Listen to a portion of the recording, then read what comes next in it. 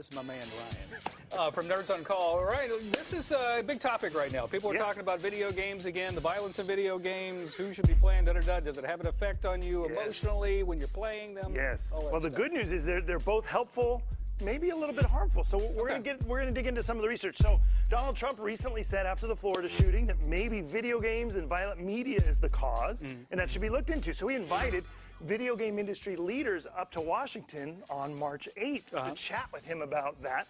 And so we did a little research ourselves. I've done the internet a thing or two. And so I looked it up and I said, well, are they bad or are they good? So critics argue that they desensitize people towards violence. You know, kids, as they're playing video games, they get to do really violent things, and maybe that makes them accept violent acts more often. They get rewarded for violent behavior in a video game. But, I mean, really, who doesn't want to hit a mime with a bat, though? I mean, come on.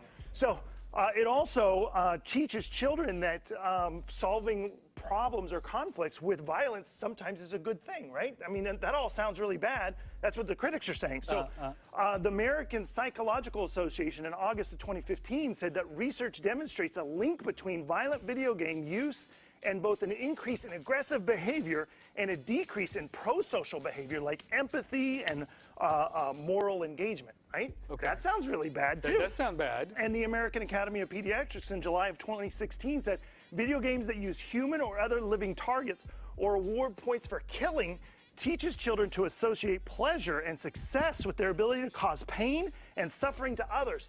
This sounds really terrible. Yeah, you're not helping me at my house right now. But here's the thing. But there is no actual evidence that shows that violent video games is connected to societal, I'll say that again, societal violence. In fact, video games from 1994 to 2014 have actually increased by 204%, video game purchases and hardware sales, while violent crime has decreased 37%. Okay. And that murders by juveniles acting alone has fallen 76% in that exact same period of time.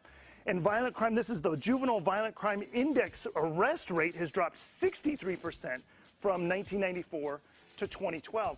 And it was reported that in 1991, you are 43% more likely to be in a violent conflict in high school than in 2013, which is only 25%. Okay. So you see, violence is going down, video game use is going up. So that doesn't quite make a lot of sense, right? Okay. Do video games make someone more violent, or do violent people just like video games? That's a good question, right? That's a good question. So this is Patrick Markey. He's the psychology professor at Villanova University. He wrote this cool book called Moral Combat.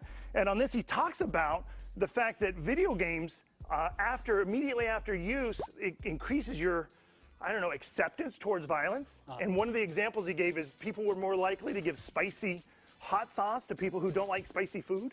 I mean, that's kind of mean, right? Okay.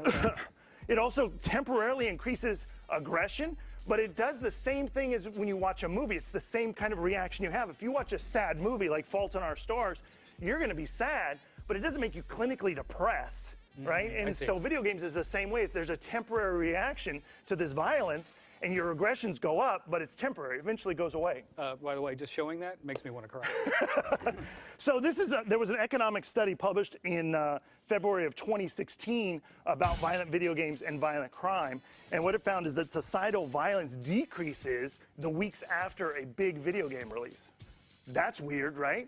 And so this gentleman here, this is Christopher Ferguson, the associate professor and co-chairman at the Department of Psychology at the Stevenson University. He says that basically by keeping young males busy with things that they like keeps them off the streets and out of trouble.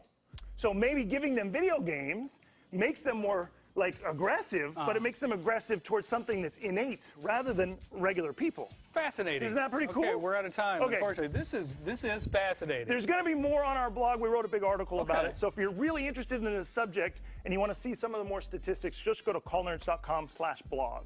Really interesting. Yes. Thanks for breaking that down. That's really he's going to be back. You got another segment for us? What are you going to do? Yeah, we're going to talk about spring break travel deals. Excellent. A little bit lighter stuff. That's really good stuff. I can't wait to read the blog. All right, back to you. All right, Cody, thanks.